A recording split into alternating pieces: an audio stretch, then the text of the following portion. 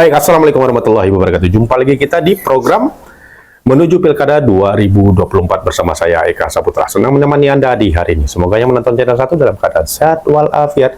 Dan jangan lupa like-nya dan subscribe-nya ya guys. Alhamdulillah guys, hari ini tamu saya spesial guys. Yang kemarin-kemarin lelaki, sekarang berbeda nih auranya. Wanita, duduk anggota DPRD Kota Pekanbaru 2 periode, dan saat ini beliau maju menjadi bakal calon wali kota Pekanbaru periode 2024-2029. Siapa beliau? Beliau adalah Ibu Ida Yunita Susanti. Assalamualaikum Bu. Waalaikumsalam warahmatullahi wabarakatuh. Ya, kita panggil Kak aja ya, guys. Kak, ini saya terkejut juga Kak maju nih sebagai balon wali kota Pekanbaru nih. Kenapa Kakak bisa maju sebagai balon wali kota Pekanbaru? Ada angin apa nih ceritanya? Boleh cerita sedikit?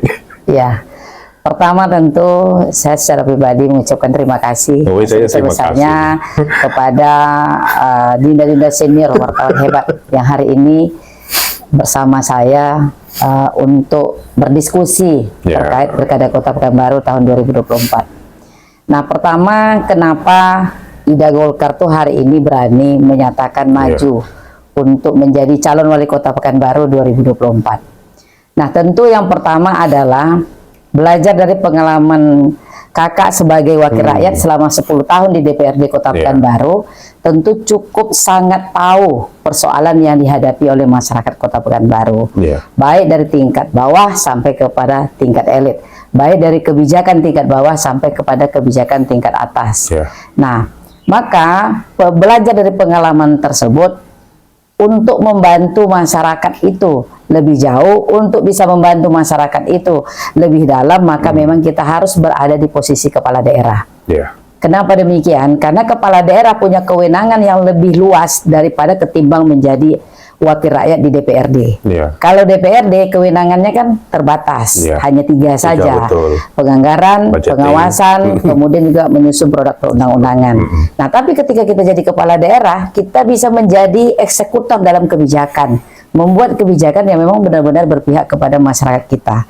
Nah, hari ini Kota Pekanbaru memang dalam kondisi crowded. Boleh dikatakan kalau di rumah sakit itu tidak di IGD, tapi sudah di ICU. Nah, kondisinya itu tidak baik-baik saja. Maka oleh karena itu, sebagai seorang perempuan, sebagai politisi yang sudah 10 tahun berkiprah di Kota Pekanbaru, maka panggilan hati itulah yang hari ini meyakinkan diri kita untuk bisa maju menjadi kepala daerah di Kota Pekanbaru, agar Kota Pekanbaru punya seorang pemimpin yang memang punya sentuhan dari tangan seorang ibu. Luar biasa guys. Kita ketahui bahwasanya Pekanbaru ini mempunyai beberapa masalah guys. Kenapa saya bilang beberapa masalah? Karena yang dilihat dari masyarakat nih, dari pandangan masyarakat, mungkin banjir, Kak, sampah, parkir, dan jalan deh. Saking jalannya ini wali kota angkat tangan, akhirnya pemerintah Provinsi Riau yang mengambil alih jalan tersebut. Pandangan Kakak dari 4 permasalahan yang besar itu, bagaimana nanti jika Kakak terpilih atau mengurainya lah satu persatu hal ini? Ketika Kakak menyatakan diri untuk maju, maka tentu Kakak sudah tahu solusi apa yang diberikan terhadap persoalan Kota Pekanbaru hari ini. Pertama itu, Kota Pekanbaru menghadapi persoalan tidak pernah selesai, itu adalah masalah sampah.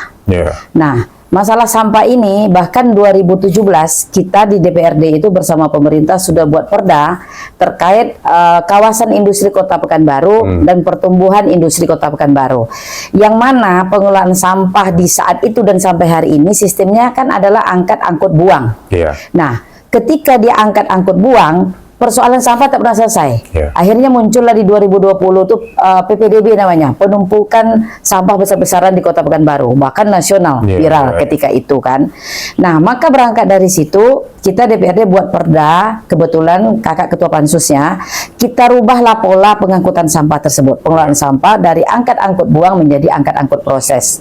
Nah, kenapa angkat-angkut proses? Karena ketika kita proses, maka persoalan sampah itu bisa selesai. Nah, kalau kita buang, persoalan sampah tak bisa selesai. Nah, di sisi lain APBD yang tersedot untuk pengelolaan sampah itu sampai 200 miliar 200 miliar per tahun. Maka oleh karena itu hari ini kakak secara personal sudah menyiapkan perangkat sebuah usaha yang bernama kawasan industri, yang di dalam kawasan industri ini ada usaha nanti yang akan mengelola sampah masyarakat Kota Pekanbaru. Seluruh masyarakat Pekanbaru yang hari ini membuang sampah sembarangan, kemudian juga atau membuang sampah yang dijemput oleh mungkin Pak RT, Pak RW, tapi kan tidak terkoordinir dengan baik, sehingga sampah tidak pernah tuntas. Sementara APBD kita juga habis. Maka kakak secara pribadi punya usaha secara personal yang hari ini di kawasan industri Tenayan Raya yang milik kita sendiri, bahwasanya pabrik kakak ini adalah pabrik yang bergerak di bidang limbah B3 medis. Hari ini kan limbah B3 medis dioper ke Jawa. Apa bedanya pabrik kakak ini dengan pabrik yang ada di Jawa? Kalau di Jawa itu kan insinerator pembakarnya itu kan tungku bakarnya itu adalah bahannya dari solar. Kakak bayar profesor dari ITB bagaimana bahan bakar insinerator ini adalah sampah rumah tangga. Maka ketika sampah rumah tangga masyarakat Kota Pekanbaru itu kita beli menjadi sebuah nilai ekonomis, sampah keringnya kita beli, sampah basahnya kita beli, masyarakat hanya kita edukasi untuk memisah saja antara yang kering dan basah. Ketika dia sudah menjadi nilai ekonomis, maka pertama tidak akan ada lagi sampah yang berserakan di pinggir jalan. Yang kedua, ketika sudah punya nilai ekonomis, di sisi ekonomis masyarakat kita terbantu. Walaupun setiap hari mereka hanya terima uang 10.000, 20.000 atau 30.000 dari satu kantong sampah. Tapi mereka dapat uang bisa beli beras, paling tidak sekilo sehari. Paling minimal belanja anak sekolah per hari. Nah, kemudian yang kedua, juga bisa mengurangi pengangguran ketika pabrik kakak ini jadi. Penganggurannya dari mana? Nanti tentu seluruh yang bisa menjual sampah ke pabrik itu kan kita kasih DO. Nah, dalam artian ketika pabrik kakak jadi, maka persoalan sampah di Kota Pekanbaru akan terurai. Kemudian yang kedua, sampah bernilai ekonomis. Yang ketiga, kita bisa menyelamatkan APBD Kota Pekanbaru. Nah, yang mana hari ini APBD itu kan tersita 200 miliar per tahun. Kita anggarkan dari APBD hanya untuk angkut buang. Dan itu juga tidak selesai hari ini polemiknya. Nah, ketika APBD 200 miliar bisa kita selamatkan, maka persoalan sampah terurai. Ketika sampah terurai, maka akan berefek kepada banjir yang akan berkurang. Karena salah satu faktor penyebab banjir 50% itu adalah dari sampah yang menumpuk di selokan-selokan, di got-got air dan segala macam. Nah, ketika sampah terurai, banjir kita berkurang, uang APBD 200 miliar tadi sudah bisa kita selamatkan, maka pembenahan infrastruktur selokan air dari hulu ke hilir itu bisa kita benahi. Nah, secara otomatis sampah terurai, banjir kita bisa terurai karena infrastruktur selokan airnya bisa terurai dengan APBD yang tersedia. Kemudian yang ketiga, memang perlu adanya komunikasi yang bagus antara pemerintah kota dan pemerintah provinsi. Karena bagaimanapun di setiap ruas jalan yang ada di Kota Pekanbaru ini tidak semuanya milik pemerintah kota, tapi juga ada sebagian adalah statusnya adalah jalan kota, jalan provinsi. Nah, ketika dia adalah jalan provinsi, maka yang bertugas berkewajiban itu tentu provinsi. Tapi provinsi tidak bisa juga semerta-merta langsung turun tanpa ada mekanisme proposal yang diajukan pemerintah kota. Itu yang diatur oleh undang-undang dari sisi penganggaran. Ketika kita sudah punya progres yang bagus terhadap pengelolaan sampah, yang bagus pengelolaan banjir, maka insya Allah kakak yakin pemerintah provinsi pasti akan kasih reward anggaran kepada pemerintah kota untuk menyelesaikan persoalan banjir yang menjadi kewenangannya pemerintah Provinsi Riau. Ketika banjir sudah bisa kita urai, salah satu penyebab jalan berlobang, jalan rusak itu kan juga genangan air. Nah, sebagus apapun jalan, ketika genangan airnya tetap menggenang di jalan tersebut, maka jalan tidak pernah akan bisa tuntas. Jalan-jalan berlobang seperti hari ini. Nah, ketika sampah terurai, drainasenya, selokan airnya jalan, maka secara otomatis jalan berlobang akan kurang dari hari ini. Nah, dengan uang kita yang ada, dengan sinergi yang kita bangun dengan pemerintah provinsi, tentu pembangunan infrastruktur perbaikan jalan yang ada di Kota Pekanbaru, insya Allah kita yakini juga kita akan bisa tuntaskan. Nah, kemudian di balik itu, ketika provinsi sudah bagi uang, kita juga punya sumber pendapatan namanya dana alokasi khusus fisik dari pemerintah pusat.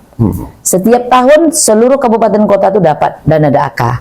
Tapi sayang tahun ini Kota Pekanbaru dan tahun kemarin nggak dapat apa-apa. Kan seharusnya bisa diambil langsung. Nah, jemput bola. Yang bisa menjemput itu adalah kewenangannya ada di tangan kepala daerah, tidak di DPRD. Makanya ketika kita punya program yang bagus, kita yakin pemerintah pusat akan mengucurkan anggaran dana DAK yang lebih besar. Insya Allah seluruh persoalan kota kita pada hari ini bisa kita urai satu persatu. Kalau boleh tahu berapa dana DAK khususnya di Kota Pekanbaru? Saya yang 2 tahun tidak diambil. Biasanya itu setiap tahun untuk DAK fisik infrastruktur itu 100 miliar. Lumayan juga untuk lumayan. Iya. Nah, karena sebenarnya kalau dari kajian kita dengan Dinas PUPR dan Perkim, untuk penyelesaian jalan berlubang yang ada di Kota Pekanbaru itu hari ini butuh dana 720 miliar tuntas. Ya. Itu kota, APBD provinsi, APBN. Ya. Nah, kalaulah kita mampu membangun sinergitas ini, 3 tahun selesai. Ya. Tidak perlu waktu lama. Tidak perlu butuh waktu sampai berprode-prode juga. Iya, iya. Yang penting iya. itu kan ada niat baik kita dan tahu cara bagaimana mendapatkannya. Kan itu saja. Ya, kita ketahui bahwa saya kemarin pemerintah Provinsi Riau mengeluarkan bantuan keuangan hampir sekitar 12 miliar lebih untuk 4 sektor jalan yang dibantu oleh Provinsi Riau untuk perbaiki jalan, terutama di Jalan Pemuda, kemudian di Jalan Parit Indah, Firdaus, ya Jalan Firdaus, betul. Kemudian Jalan D5. Jalan D5 ya satu lagi, iya. Dan hasilnya memang sudah saya lihat, ya sudah cukup dibaguskan lah. Ya. Nah, kemudian setelah Ibu menceritakan bagaimana mengurai tadi, memang semuanya terconnecting rupanya ya, dari misalnya sampah tadi itu, kemudian bisa mengurangi banjiran, kemudian ke jalan. Ya, luar biasa sekali ya. Pemikiran beliau ini. Nah, sampah ini menurut Ibu bagusnya dikelola oleh pihak ketiga atau memang bagus dikelola oleh per RT atau per RW? Karena kan terkadang kalau ada pihak ketiga itu kan terkadang diangkut, kadang tidak. Ini saat ini kan banyak nih tertunda di sampah masih menumpuk, kita lihat itu. Bagusnya sistemnya itu sudah bagus atau dari RT ke RW aja? Itu lebih fleksibel lagi, mungkin RT bisa menyediakan mobilnya untuk ngangkut langsung ke tempat TPS. Kalau Kakak secara pribadi tidak dari sistem pengelolaan seperti itu untuk mengurai sampah. Karena kalau hanya kita masih berpikir dalam konteks angkut buang, mau RT ke RW, mau RW kepada pihak ketiga, mau pihak ketiga mengangkut, lalu dibuang, persoalan sampah tidak akan pernah tuntas. Kemarin kan Kakak juga sempat waktu itu kita membahas 2020, waktu itu kita podcast juga. Kan rencananya kan ada tuh kota yang tadi bukan hanya angkut, selesai aja gitu. Angkut buang. Tapi kan ada mekanismenya kayak misalnya untuk dijadikan kompos, kemudian pupuk ataupun barang-barang inilah industri, betul, betul. Apakah masih jalankah yang dilakukan itu atau diam aja? Karena tidak berjalannya program itulah maka Kakak secara pribadi akhirnya berinisiatif membangun perusahaan sendiri untuk mengelola sampah yang ada di Kota Pekanbaru ini. Pertama karena memang Kakak seorang perempuan. Perempuan itu cinta dengan keindahan. Perempuan itu cinta dengan kebersihan. Makanya Kakak bangunlah perusahaan secara personal yang akan menunjang kinerja Kakak nanti sebagai kepala daerah. Karena ketika sampah sudah menjadi nilai ekonomis, maka persoalan sampah tidak akan ada lagi di Kota Pekanbaru. Bagaimana cara sistem Kakak? Kakak nanti dari pabrik akan keluarkan DO. DO itu di 7 klaster. DO itu apa nih? DO itu yang bisa menjual sampah ke pabrik itu yang pegang DO itu. Nah, DO itu yang memegang hak untuk bisa menjual. Nah, 7 klaster ini Kakak buat agar memang tidak terjadi gejolak sosial di tengah masyarakat. Karena hari ini kita ketahui kan banyak yang pemulung, banyak pengusaha-pengusaha lokal yang memang usahanya dari sampah. Kemudian juga banyak pemuda-pemuda kita yang memang juga ikut untuk berkontribusi di sana. Nah, Kakak buat 7 klaster. Pertama klaster rumah tangga. Klaster rumah tangga ini seperti perumahan. Nanti siapa saja yang menjadi tim pejuang dari Bu Ida untuk berjuang di pilkada, Kakak kasih 1 DO. Dialah yang akan menimbang, mengumpul dengan ke pabrik. Dan Kakak ciptakan yang pegang DO menjadi pengusaha tanpa modal. Jadi sistemnya? Nah, kenapa demikian? Dia tidak perlu mikirkan modal. Dia hanya cukup pegang DO, lalu dia timbang, dia catat si A ini berapa, dia antar ke pabrik, nanti sampai di pabrik admin kami yang akan bayar non tunai ke rekening rumah tangga masyarakat, kemudian kepada pemegang DO, pemilik DO kita kasih keuntungan yang masuk ke rekening tabungan pribadinya. Jadi memang benar-benar pure membantu masyarakat yang memang untuk bagaimana mulai dari pemegang DO-nya sejahtera, masyarakat Kota Pekanbaru juga sejahtera. Nah, kemudian DO yang kedua nanti pertokoan, bisa pemuda tempatan. Kemudian DO yang ketiga pasar. Kemudian nanti makanya kakak pegang ketua asosiasi pedagang pasar. Agar yang menjadi pengurus APSI di pasar itu nanti juga sejahtera dia. Nah, bisa jadi nanti pemegang DO di klaster mall. Bisa nanti mungkin Adinda Eka dan kawan-kawan. Nah, ini kan sumber pendapatan baru kan gitu. Nah, mungkin nanti di sekolah-sekolah perkantoran nanti siapa yang pegang, maka 7 klaster itu kita siapkan untuk mengakomodir bagaimana memang orang-orang yang berjuang bersama kakak hari ini untuk menuju pilkada, sehingga mereka juga sejahtera, kota kita bersih, dan DLHK itu konsep kakak nanti ketika kita jadi kepala daerah hanya mengurus kebersihan kota dan taman kota. Dia tidak perlu ngurus-ngurus yang lain. Kita rindu memang kota yang bersih dan indah. Tidak hanya bersih tapi indah. Iya. Ya, kita paham pasti kalau dipegang perempuan pasti kota kita akan bersih dan indah tadi itu. Nah, sejauh apa relawan kakak saat ini untuk membangun apa namanya elektabilitas atau survei kakak sendiri? Nah, alhamdulillah karena memang kita sudah melalui fase pileg kemarin. Dari awal kita maju pileg provinsi itu, DPRD provinsi itu memang sudah targetnya adalah pilkada. Jadi pileg itu transisi untuk menuju pilkada. Dalam artian orang tua kakak ini berpesan ya, kalau mau menjadi seseorang atau mau mengejar sesuatu maka bercerminlah terlebih dahulu. Ukur kemampuan kita. Apakah kita bisa sanggup atau tidak sampai ke ujung sana.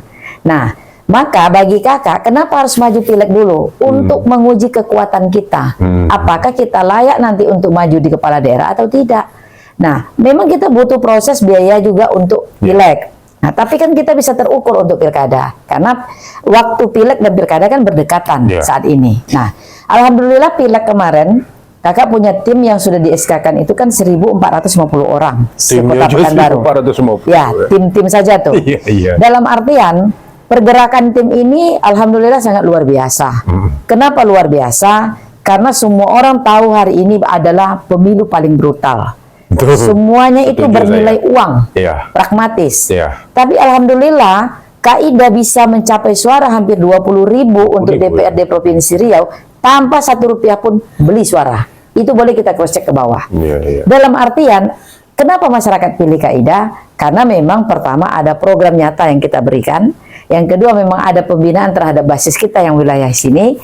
Yang ketiga memang ada keinginan dari masyarakat itu sendiri ingin kita bersama mereka karena pendekatannya secara emosional tidak dengan pragmatis. Makanya kakak banyak ciptakan program contoh UMKM untuk ibu-ibu rumah tangga. Hari ini 3.400 orang yang ikut pelatihan di 2 tempat. Nah, pelatihan ini gratis tanpa biaya. Kemudian pelatihan ini dilatih sampai pandai. Kemudian setelah dia pandai yang mau buka usaha, kita uruskan legalitas usaha. Kemudian setelah kita uruskan legalitas usahanya, bagi yang mau buka usaha tentu dia butuh peralatan. Kita berikan mereka peralatan gratis. Luar biasa. Kemarin itu menjahit dapat mesin jahit. Nah, ini nanti tata boga dan mua nanti dapat mixer open listrik. Nah, setelah mereka dapat alat, ketika mereka mau usaha kan butuh modal. Itu kan menjadi kendala hari ini. Maka kakak sudah MOU kerjasama dengan 4 perbankan yang ada di Kota Pekanbaru untuk dapatkan fasilitas kredit kur tanpa agunan. Jadi bagi seluruh peserta UMKM kakak itu difasilitasi, memang didampingi sampai mereka jadi. Nah, alhamdulillah 20.000 suara tanpa kita beli pakai pragmatis dapat. Dapat. Luar biasa sekali. Nah, 20.000 suara guys. tanpa pragmatis. Tanpa pragmatis tadi ya. Satu lagi yang kakak yang terharu itu apa? Tim kakak berjuang di lapangan berhadapan dengan tim-tim lain membawa, mohon maaf nih, 300.000, 500.000. Sementara tim Kak-Ida itu di lapangan hanya boleh dikatakan bawa gula dengan minyak makan. Buah tangan namanya. Yang penting tidak boleh kosong kan. Gitu. Tapi 20.000 kita dapatkan itu udah luar biasa. Itu sangat luar biasa. Guys, susah loh mencari 20.000 itu. Tidak gampang ya. Nah, pertarungan pilkada sendiri di Partai Golkar ini kan tidak membuka pendaftaran. Kita ketahui bahwasanya ada 5 atau 6 balon ya, yang mulai menebarkan baliho atau gambar-gambarnya untuk ya memilih ya. Nah, bagaimana komunikasi Kak Ida sendiri dengan DPP?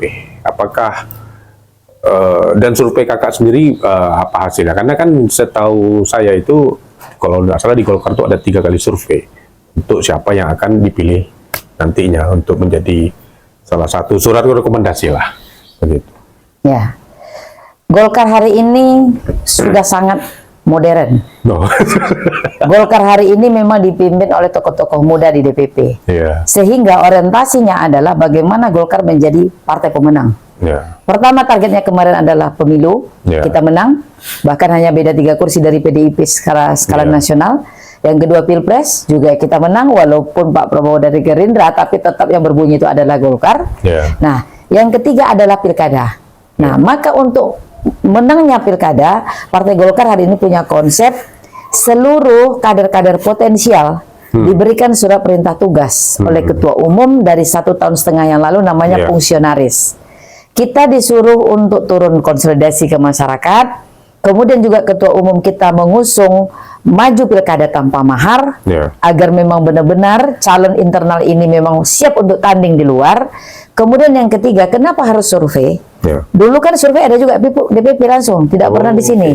Kalau sekarang kan kita yang survei DPP, eksposnya DPP, tapi semua yang potensi dikirim namanya melalui surat perintah tugas tadi. Nah, survei pertama itu nanti hari ini kan ada 6 orang yang masuk ke survei. Kenapa disurvei 6 orang ini? Agar nanti, karena Golkar ini kan lumbung kader. Kebiasaannya Golkar ini ketika, kan yang diusung Golkar pasti hanya satu nama. Ketika dia nggak diusung partai, dia akan masuk ke partai lain. Kan itu yang terjadi selama ini dalam pilkada. Maka untuk mengantisipasi agar Golkar ini tidak pecah suara, karena kan efeknya juga Golkar kalah. Udah berapa kali di Riau kalah kan.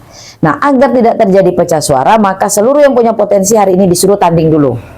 Untuk melihatkan elektabilitas dia kepada partai, layak atau tidak dia, dipilih masyarakat atau tidak. Nah, nanti 6 ini survei pertama insya Allah besok tanggal 21 udah expose DPP. 21 Mei ya? 21 Mei. Nanti kami akan dipanggil mana yang surveinya bagus, mana yang tidak bagus. Maka yang tidak bagus tereliminasi dia. Tapi kalau dia masih mau juga mencoba untuk masuk yang kedua, ya silahkan.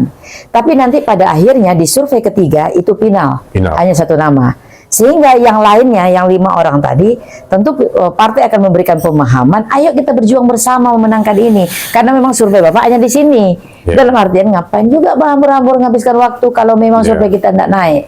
Nah, termasuk kakak secara pribadi, personal, kalau memang survei kita nanti ternyata tidak memungkinkan kita untuk maju, ya udah kita legowo dengan lapang dada.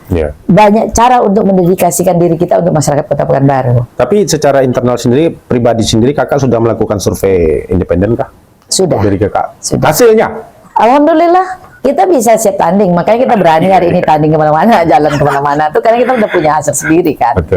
Memang kita minta dan kita pakai memang survei yang memang profesional dalam arti kata dari yang memang benar-benar hasilnya itu tidak merugikan kita, dalam arti tidak merugikan gini, jangan hasilnya untuk menyenangkan hati kita. Biarlah apa adanya. Apa adanya. Dari situ kita bisa mengukur kekuatan. Nah, alhamdulillah. Kita yakin dan optimis dengan hasil survei yang hari ini tuh kita siap tanding. Ya, saya juga melakukan survei, jadi saya lempar ke masyarakat siapa calon wali kota Pekanbaru, itu saya tidak sebut nama. Dalam masyarakat yang sendiri yang memilih. Saat ini saya masih ada beberapa puluh atau ratusan orang yang lagi saya godok sekarang. Nah, mudah-mudahan besok Kak Ida yang tinggi di situ. Amin. Ya, karena ada 3 survei yang saya lakukan. Pertama yaitu tidak menyebutkan nama, kemudian menyebutkan nama, dan ketiga itu itu di balik layar, guys. Tidak bisa saya ceritakan di sini. Nah, Kak, apakah Kak menjadi nomor 1 atau nomor 2 nih pilihannya? Hari ini kita sebenarnya fleksibel dan rasional. Tapi sampai hari ini Partai Golkar yang surat tugasnya ditandatangani oleh Ketua Umum Erlangga Hartarto itu adalah untuk nomor 1.